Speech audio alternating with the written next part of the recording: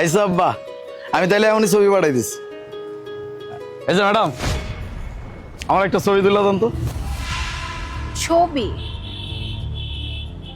ও মাই god, তোর মতো একটা চাষার কাছে আইফোন লেটেস্ট ফোন, মানে আমি তো বিশ্বাসই করতে পারতেছিলাম। তোর কাছে এত দামি ফোন কি করে আসলো?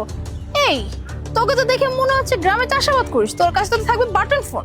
তুই এই দামি ফোন কিভাবে নিছিস? বুঝতে পারছি, এখন বুঝতে পারছি।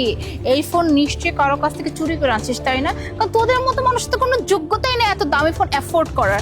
ইভেন যে গাড়িটার সামনে দাঁড়িয়ে আছিস, এটাও তো কারো না কারো গাড়ি, ভাব নেওয়ার জন্য দাঁড়ায় আছিস, আবার বলতেছিস আমাকে একটা ছবি তুলে দেয়।